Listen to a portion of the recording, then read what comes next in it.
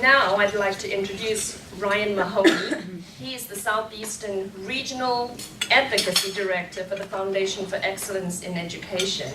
We thank you for your sponsorship of this program today, and I'd like you to come up and say a few words and introduce our guest.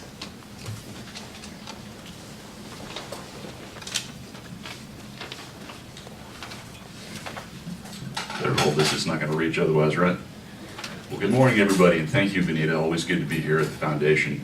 As Benita said, I'm the Southeast Regional Advocacy Director for the Foundation for Excellence in Education. We have a great partnership with GPPF and a number of other advocacy groups and policy groups here in the state. I see Georgia Partnership for Excellence Education, Georgia Center for Opportunity. If I'm missing anybody, please forgive me. It's early and I haven't had enough coffee yet. Foundation, for those of you who may not know, and I do see a lot of familiar faces in the room, so great to see you. But for those of you that don't happen to know, we were founded in 2008 by former Florida Governor Jeb Bush. At the time, there was a lot of interest in the work that he had done in terms of education reform in the Sunshine State. A lot of governors, state legislators, and others had seen Florida's progress from about the number 5 from the bottom in the nation in high school graduation and test scores, college and career readiness, to among the top 10 states in all of those categories and others. So they wanted to know what was it that the governor and his team had done in the state of Florida that made that difference. In the years since, we've grown to about 70 folks all across the country, Dr. Ladner obviously being in Arizona.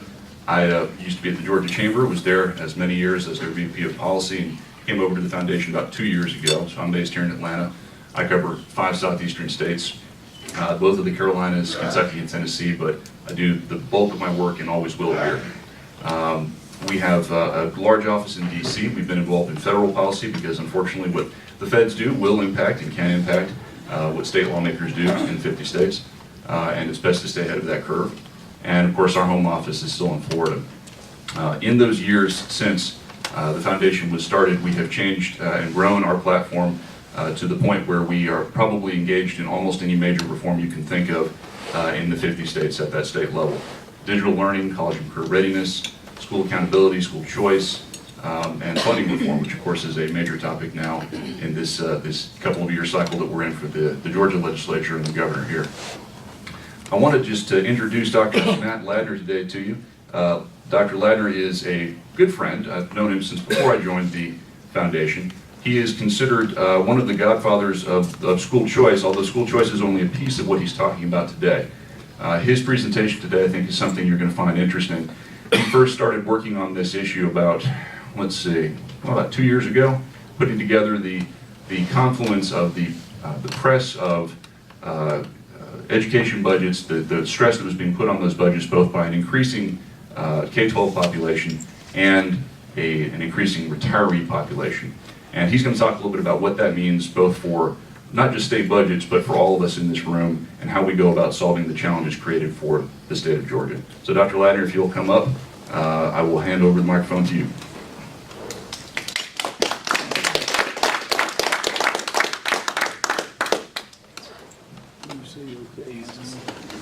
All right, it's great to be here. Get situated. All right, I might wander around a little bit. So I usually, when I'm originally from Texas, but I've lived in Arizona for the last 13 years, and when I wander around the country, I like to tell people that my name is Dr. Matthew Ladner, and I am from the future. And actually, I'm kind of from Georgia's future, your age demographic future, okay? Arizona is a border state, so we have a large and growing Hispanic population. Georgia has a growing Hispanic population. We're also a retirement destination, so we have an unusually large elderly population. You've got one of those on the way too. So in a lot of different ways, your age demographic future looks a lot like Arizona, or maybe a little bit like Florida, be a little closer to home. This is not special effects. This is actually a photograph of downtown, my hometown of Phoenix, Arizona. And it's a metaphor for what we're going to talk about today. This is what is known as a haboob, which is an Arabic term that I loosely translate into gigantic dust storm. Okay, so in arid regions like in Arizona, if you look there in the background, you see that huge white weather front, right? That's what's actually kicked this all up, right? And it brings in this giant sort of beige dust cloud. Now, Ronald Brownstein, writing for the National Journal, has written a series of articles, what he calls the brown and the gray, okay? And what he's focusing on there is a very large cohort of baby boomers who are reaching retirement age, okay? That's of course being the gray, okay? There are 76 million baby boomers, and baby boomers are reaching retirement age at the rate of 100 per day, okay, nationwide. So every single day, 100 baby boomers reach the age of 65, okay? Until the year 2030, and by 2030, all surviving baby boomers have reached the age of 65, okay? The beige cloud there is this also large youth population that's coming in, that's far more ethnically diverse than the older population. And these two generations see the world differently, okay? And have different priorities about public spending, okay? And they're both really large, and they are going to conflict in various ways, okay? So our task is to figure out how to manage that, okay? Now, if there's one slide I want you to come away from this presentation and remember, it's this one, okay? Uncle Sam. Now, when we bring up topics about age demography, inevitably people's mind goes right to Uncle Sam and his balance sheet, okay? We're not going to dwell on that. I can't give you the answers for that, okay? But I can tell you the scale of the issue, okay?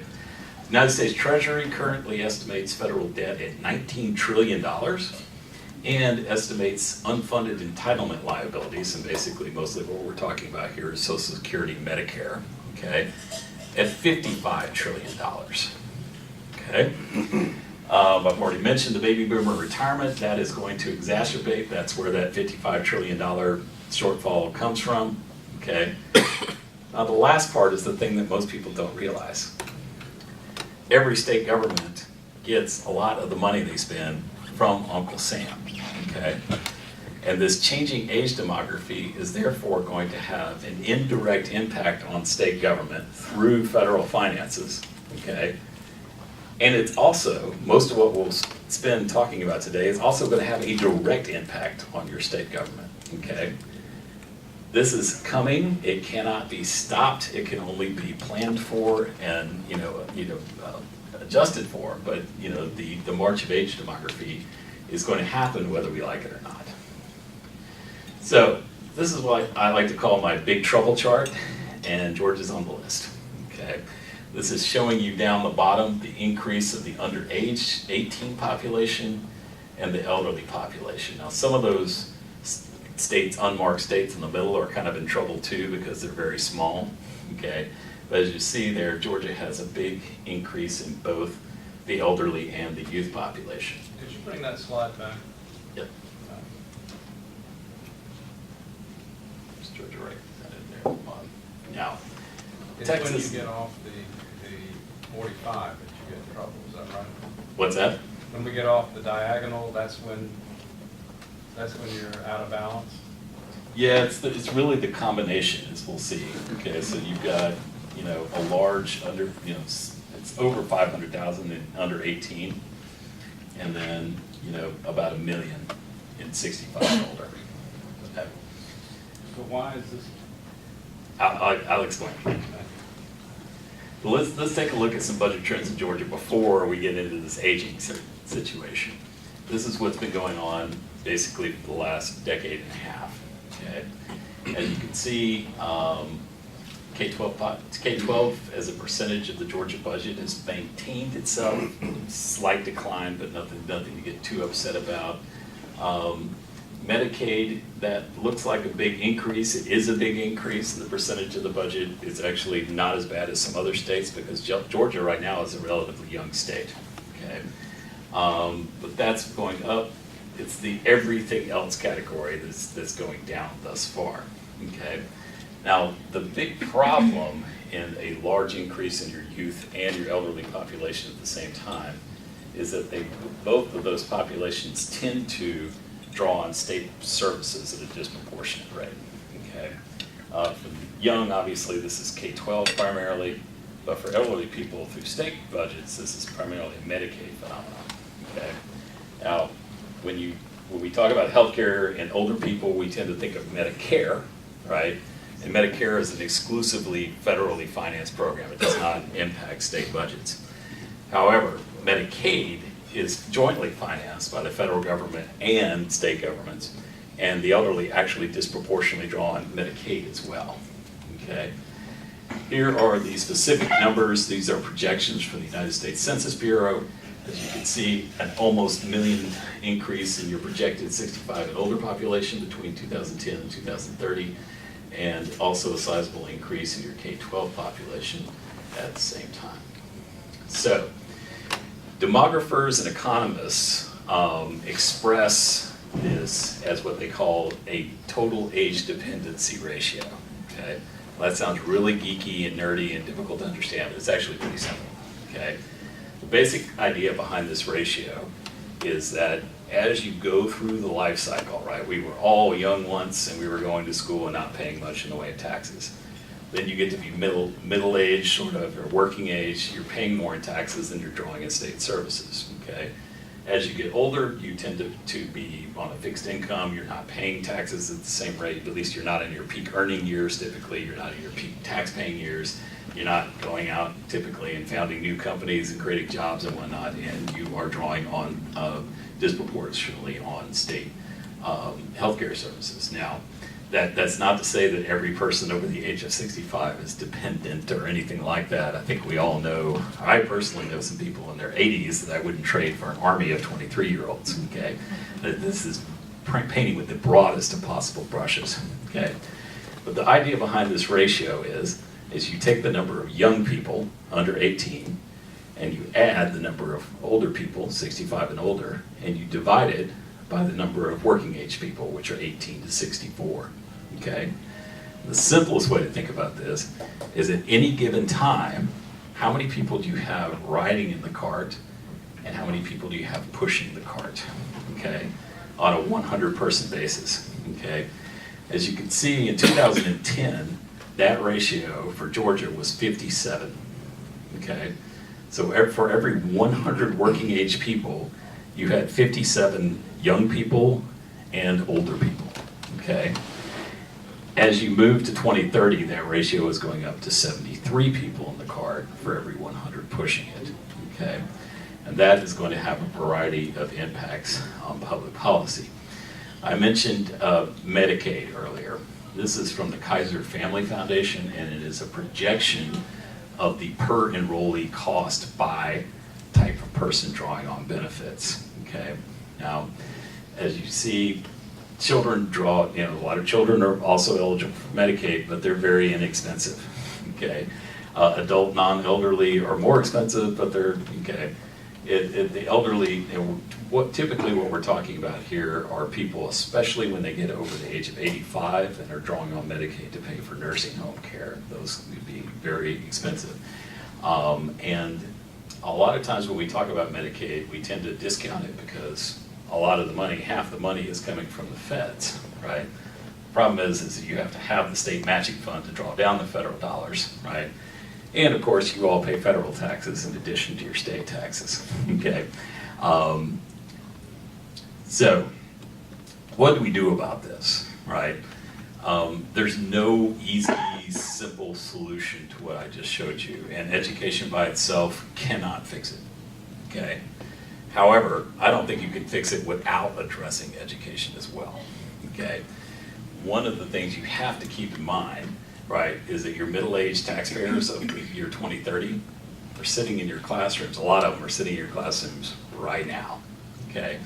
So one of the things you can do, although by no means sufficient or the only thing you're going to have to do, right, is to get these kids as well educated as possible, right? The best case scenario for dealing with the problem I just showed you is to grow and innovate your way out of it, right?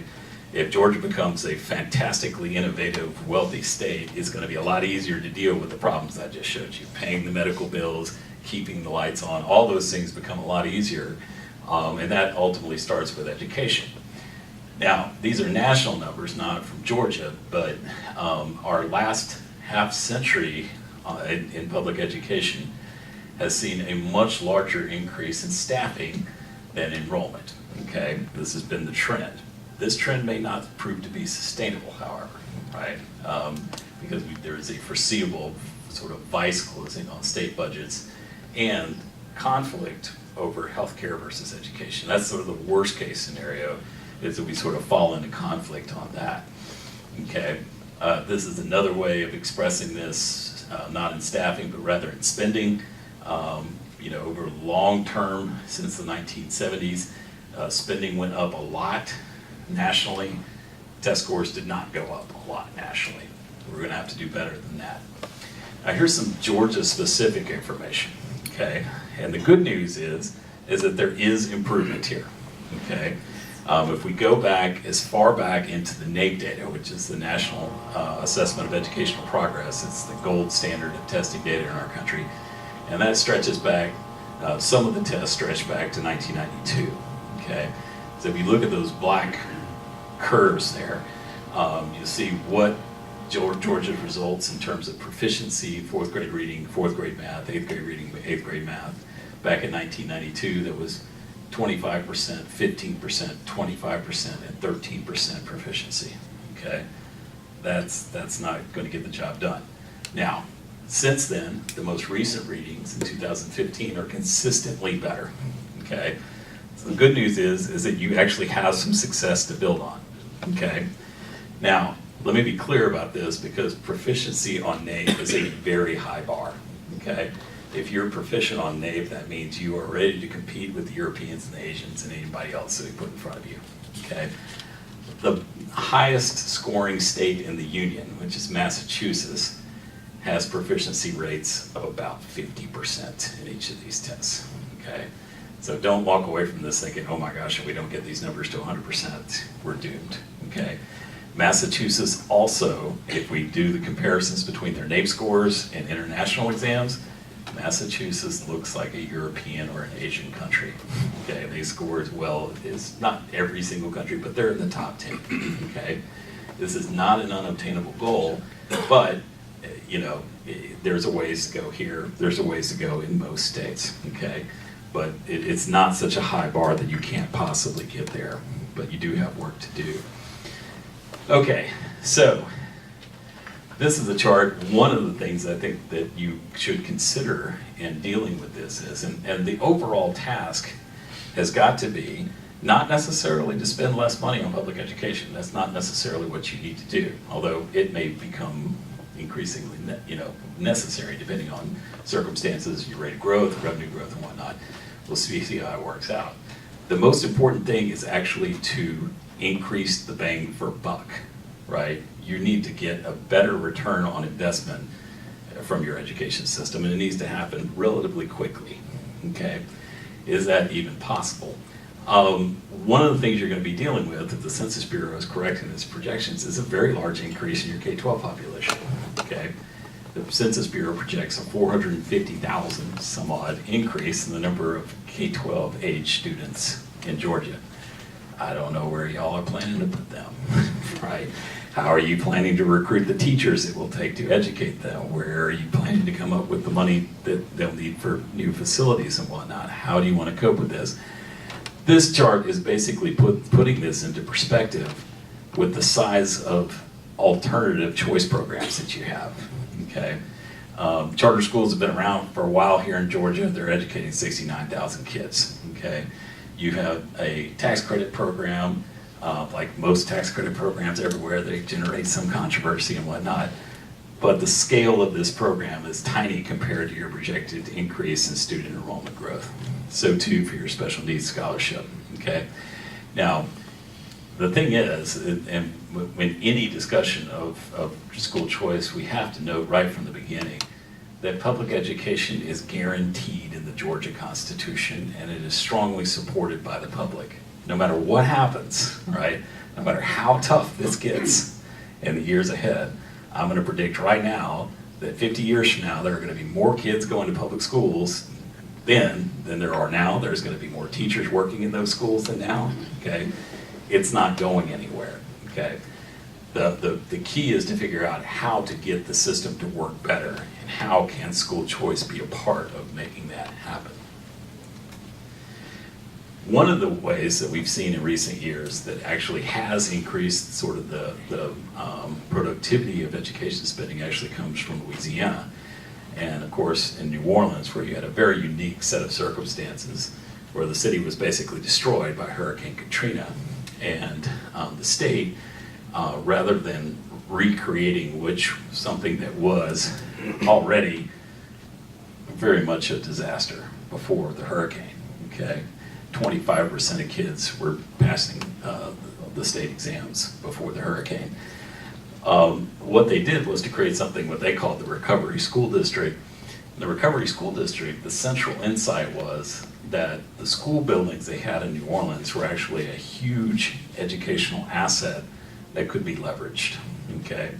So rather than recreating the thing that had already sort of been deeply dysfunctional and corrupt and whatnot, what they did was to call for teams of educators to bid on the running of the schools.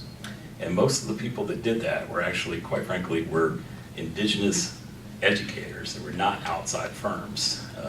They were mostly teams of educators within New Orleans who teamed together, who put in RFPs, right, and took over the administration of the buildings, okay, as charter schools, okay. Now, what they've done over the years is that the teams that didn't work out very well, they canceled their contracts and they put out a new RFP for a new team of people to lead the school, okay? And as you can see, the results in New Orleans since they took this approach have been dramatic, okay? Now, this is not, all the way there, it's not magic. It didn't turn every child in New Orleans into a little Einstein or anything like that, but this is a lot of progress, right? And it is making better use of pre-existing resources, right? And that's actually the key to what we're doing here, we're trying to do here. Another good example, and we touch on this in the study, is the Florida Virtual School. This is showing you the rate of kids passing end of course exams. In the middle, you have the state average for all students, okay? Off to the left, you have Florida Virtual School part-time students. These are kids taking just a single course, okay? And then full-time students off to the right. Now, again, those differences are not earth-shattering, they're not magic, right? But they're better, and every single one of these kids is saving the state of Florida money too, okay? So you're getting better results for less money. This is Jordan Visser. He's a young man that I know from my state of Arizona, and he's actually one of the original recipients of our school choice program that we began there, that is called the Empowerment Scholarship Program. Now, Empowerment Scholarships, or ESAs as they're more commonly known, or sort of a next generation of private choice program. And instead of being a coupon program, which is basically what a voucher is, right? Empowerment Scholarships are actually an account that is managed by the child's parent, okay? Jordan was featured in the Wall Street Journal. The Wall Street Journal took that photograph, I didn't. Jordan has multiple disabilities. He suffers from cerebral palsy and has sight impairment. And his mother was on the verge of going through the federal process of suing their school district for failure to provide a free and appropriate education. And this happens a lot in public education. It's not that public school people are bad, and it's more like the federal law is set up to encourage conflict, unfortunately, between parents and districts. They were on the verge of doing this. The attorneys who specialize in this part of law are actually quite rare. They're quite expensive. So Jordan's mother was told, well, good, give me a $15,000 retainer and we'll start the process and we'll see how it works out. You may win, you may lose. And Jordan's mother said, that's not going to work for our family. And bless his heart, this attorney told her about the BSA program. It just started that year in 2011. No need for a lawsuit. Jordan joins the ESA program, his education is very different now, okay? He's actually doing most of his education at home, but he has some tutors who are, one tutor that he has, I've actually got to meet, she specialized in teaching reading to the blind, right? He's also got to double the amount of therapy that he was receiving in his former public school setting. His parents are very happy with the outcomes, and this is all being done for less money than the state was sending to the school district, okay? This is Mark and Max Ashton. They're also first generation, starting off in 2011 ESA. Max is blind, and Mark actually runs the Foundation for the Blind in Phoenix, Arizona. And Mark actually goes to testify in Arizona and whatnot.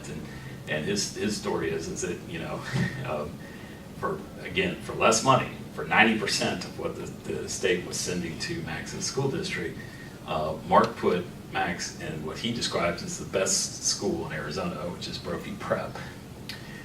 They bought him voice recognition software and Braille books, and after all of that, they still had some money left over, so he was able to put, which is a feature of the ESA program, they were able to put a limited amount of the money into a college savings account, a Coverdale savings account. Coverdale's here in Georgia, I believe, right? So he was able to put some of the money in the Coverdale savings account, and Max is now a sophomore at Loyola Marymount in California, okay? Again, less money, but better results, higher parental satisfaction, more flexibility, okay? Now, like Georgia, Arizona's public schools are not going to be emptied out by this because we have way more students coming than our public schools can deal with, okay? So it's just a more innovative way to approach it. Some of the things you might want to do would actually require you to put perhaps more money into the system, okay? Now, this is highlighting a program from the state of Florida, and in Florida, early on in Governor Bush's term, they created there was a pre-existing set of bonuses for children passing AP coursework as high school students. And they sort of went into this and did it in a deeper way by creating a nonprofit partnership. The state of Florida paid for every student in the state to take the PSAT test.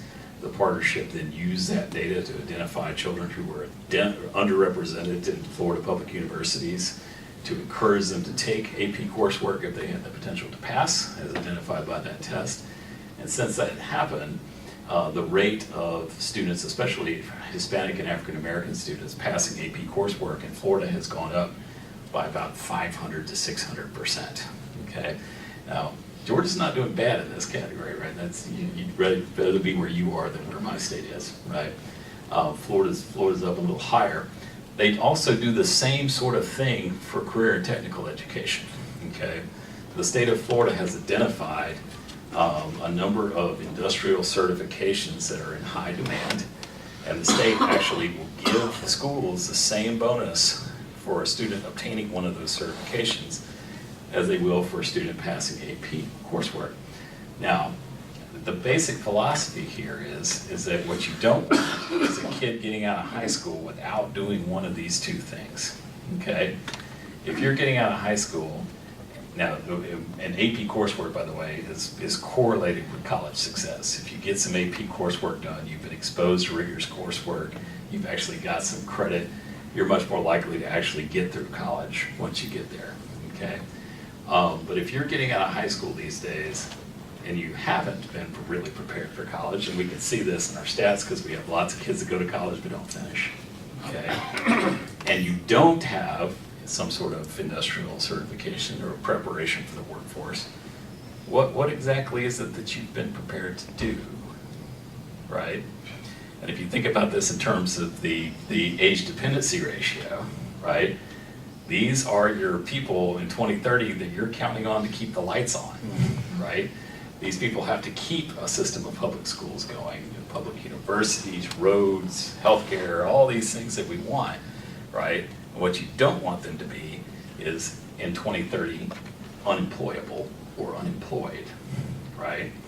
So doing things like this for AP or for industrial certifications takes money, but it might be money well spent, right, in the long run. I would even go so far as to say it's something you probably can't afford not to do, okay, if it's done right. So, what are our takeaways from this? Some of you remember, of course, one of my favorite movies, Dr. Malcolm. You remember what Dr. Malcolm said in this situation, Jurassic Park? Faster, faster. Must go faster, right? The T-Rex is coming, okay?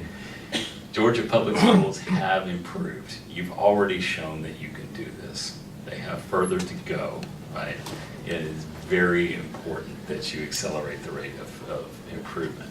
Doesn't mean public schools are going anywhere. You need every single seat that you have in the public school system right now because you have more kids coming than you're gonna know what to do with. But it also means that you're probably gonna have to be far more flexible. The outer limit of our political adaptability, I think, is a gentle way to put this. There's going to have to be changes in the way we do things, and not just limited to education. The way we deliver healthcare. I'm not a healthcare expert, and I can't tell you what to do about healthcare. I can only say that it's going to become increasingly difficult as your elderly population gets larger. Okay, it's the same basic story. You're going to have to figure out how to get more bang for the buck out of your healthcare system the same way as education.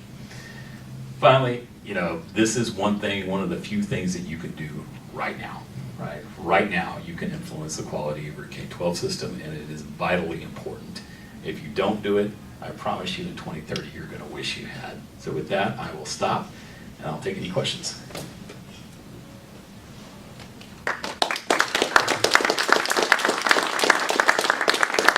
Yes, sir. How does our wagon of 57-73% compare to the country? You're below the national average right now, and you're gonna go just above it, right? So one way you can think about this is when you've got a low age dependency ratio, the way Georgia did in 2010, the country did as well. Right? Think about this as the baby boomers, right? So the baby boomers were in their prime working age, say in the 70s and 80s, right? It's a big generation, so it stretches over a wide period of time. Baby boomers were in their prime working age, and you had baby busters like me. I'm a baby buster, right? Or Gen X or whatever you want to call us. And there weren't all that many of us, right? Baby boom stopped, you get a baby bust.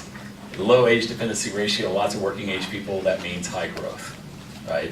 That's the world that we've kind of been living in. We're kind of transitioning out of that world now.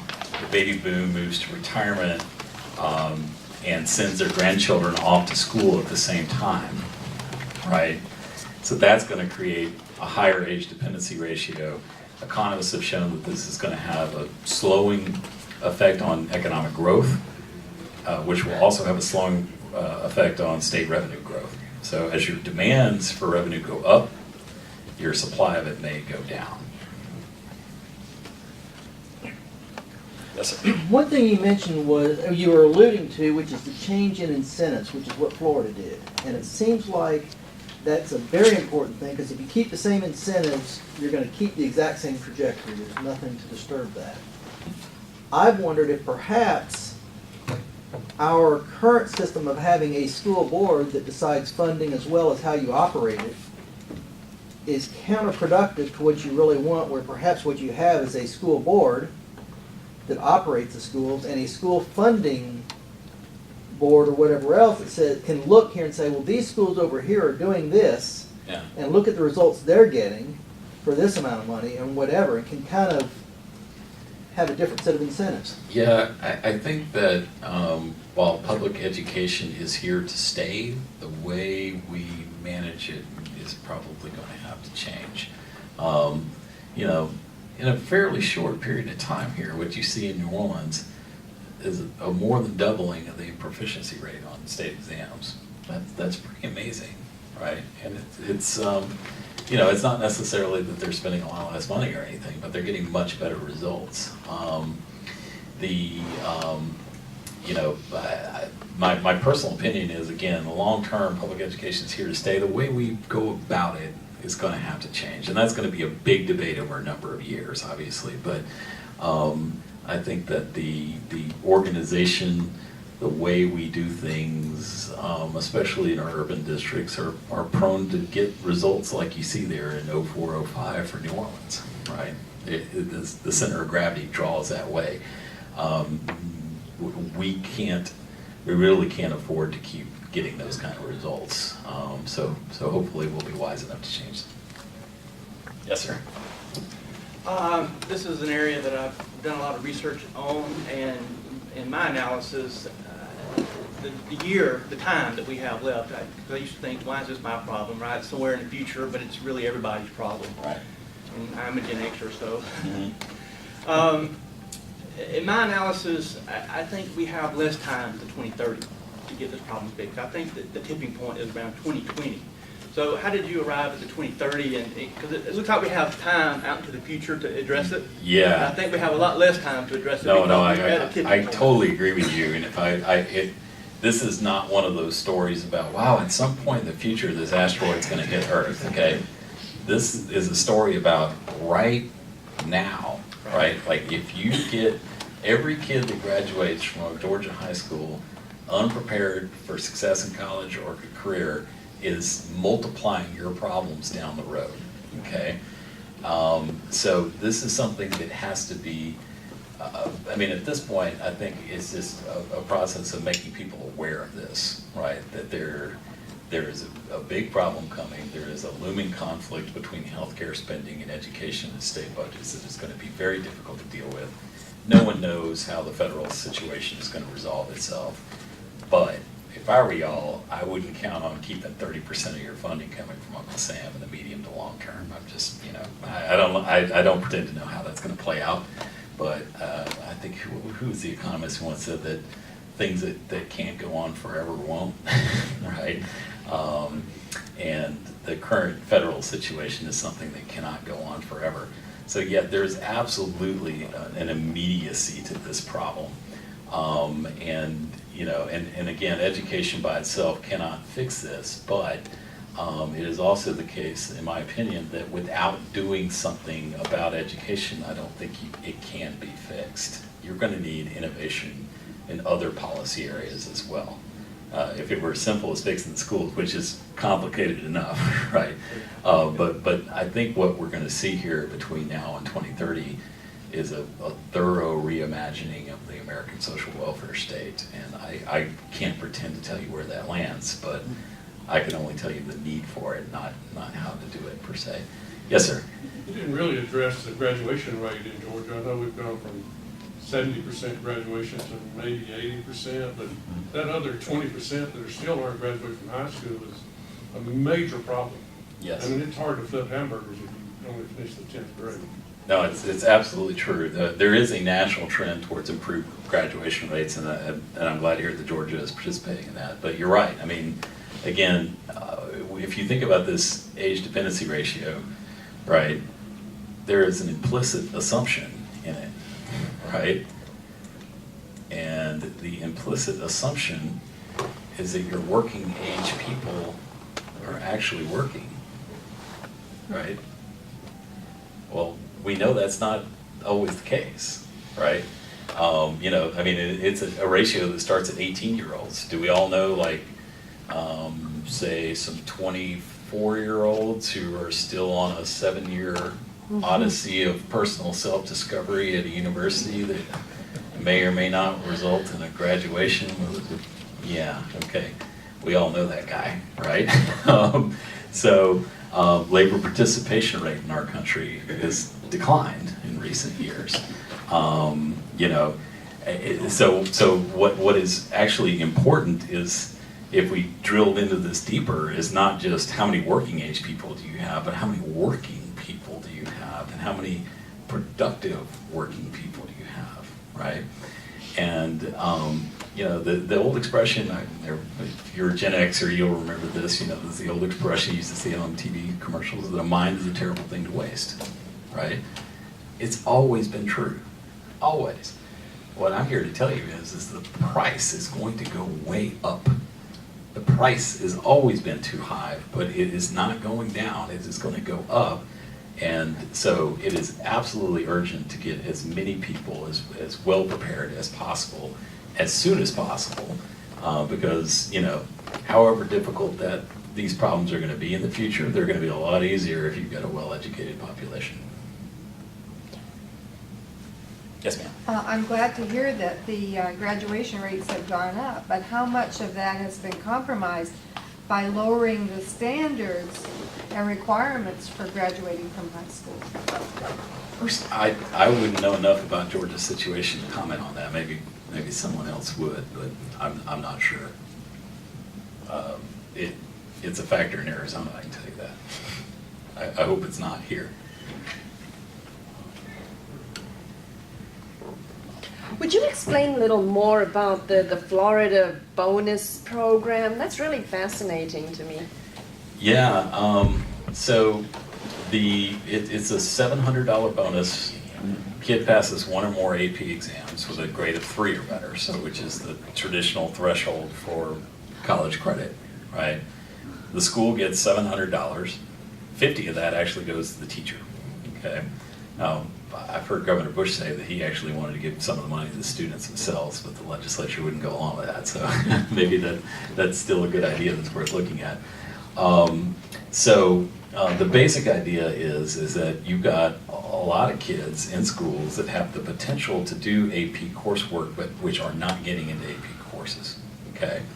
And this is very subtle, but if you put a financial incentive in place, you know, suddenly you might find school principals that say, you know, I didn't think Johnny was really college material, but maybe he is after all, right? You know, look, I mean, I don't mean to be crass about this at all, but, you know, financial incentives are very powerful things, right? And the return on investment from this, I think, in the long run for the state of Florida is going to be quite positive, because we've actually already seen higher high school graduation rates, higher college attendance rates, and higher college graduation rates, right? So that's getting you more of what you really want, which the people are going to get out into the workforce and sort of lead the sort of economic and policy innovations you'll need. So likewise, this shouldn't just be about college, right?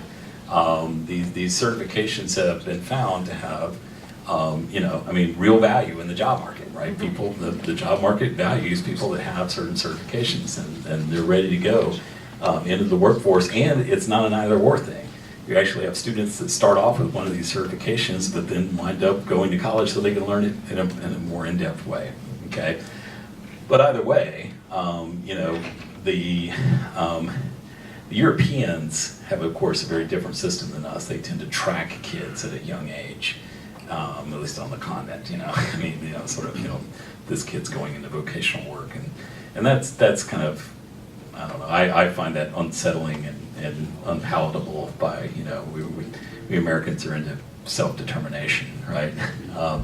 So I don't like the idea of tracking at all, but I do like the idea of incentivizing high-quality preparation that's going to prepare kids for success in life and letting them make their own decisions, right? And, you know, these things aren't mutually exclusive, and in fact, we're debating them in Arizona right now, and I'd be happy to see kids get both, right? Even the best high schools in Arizona, we have a study that is done by the Arizona Board of Regents that tracks kids through high schools all the way through college, right? So we know what their 6-year graduation rates from college are by high school. The best high school in Arizona has a 66% college completion rate in 6 years. Now, I look at that and I say, wow, you know, it looks like 34% of those kids needed a backup plan, right? And I'm happy to have them do AP coursework, but, you know, learning some auto mechanics or other highly in-demand things like that could also be very productive. Dr. Ladner, Yes, sir. you looking in at Georgia, what would be the top 2 specifics that would come out fired up to do something to make a difference? What are our go-tos in your opinion? I would say number 1, you need more options, okay? The process of allowing parents to pick the school that their child goes to is an irreplaceable source of improvement in your public school system. School choice. School choice, right? Because I, as a parent, can match the individual needs and interests of my child to the particular strengths of a school, right? There's no source of top-down improvement that you're going to get that could ever replace that. There's other things you can do, but you can never be as good as you could be without that. So that would be number one. Number two, I would seriously look at I know you guys have a proposal for the state to take over 100 low-performing schools and whatnot that is going to be on the ballot. I'm very supportive of that. It's worth looking into. The system of incentives for AP and industrial certifications, I think, really also helps nudge the ball in the right direction. One more. In Belgium, which is one of the top 2 or 3 countries in the world, you can send your kid to any school in the country. And in Georgia, you can't even send your kid to any school in the county you're in. So there's a world of difference in Right. what works. It's Georgia does not have a zero-sum game going on here. Again, you saw the figures: 451,000 15 to 17-year-olds on the way, according to the United States Census Bureau, which dwarfs anything you've done on the choice side of things, public or private. There are plenty of students to go around, and there are a lot of benefits to letting people have school choice. I'll just give you an example from my home state, Arizona. Now, Arizona's no world beater on the NAEP scores, make that clear. However, in the 2015 NAEP, we actually improved while most states actually declined, okay? And our charter school sector, which we have one of the best charter school laws, and it's taken us a while to get here, okay? But our charter school sector actually showed scores on all 4 NAEP tests that were very similar to Massachusetts. They were in the Massachusetts, New Hampshire range of things. And I spent a lot of time slicing and dicing the data, compare Hispanic kids in charter schools in Arizona to Hispanic schools in district, however you want to slice and dice the data. The charter schools just flat out knocked the ball out of the park on the NAEP scores, okay? Now, we're in the same situation that you are in Georgia.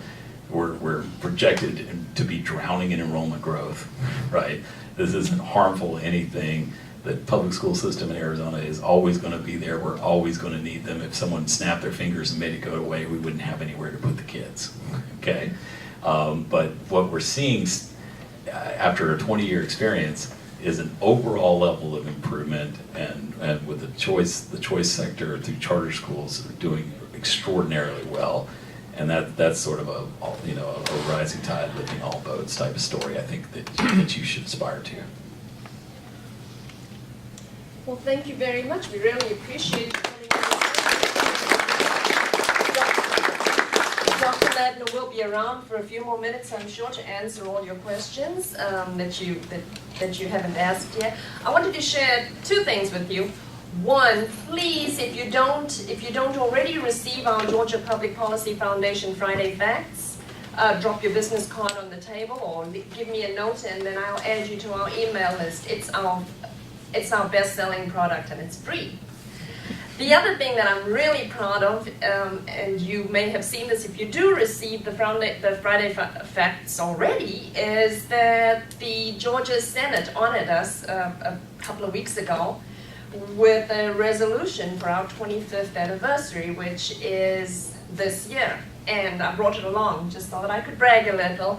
And if you want to take a look at it, it's going to be here. And thank you all so much for your support. It's you who make this possible. We really appreciate you all, and we hope you'll continue to follow us, support us, and join us in this campaign for free markets and limited government and school choice. Thank you, Dr. Ladner, and thank you all for coming, and watch the Friday Facts for our next event.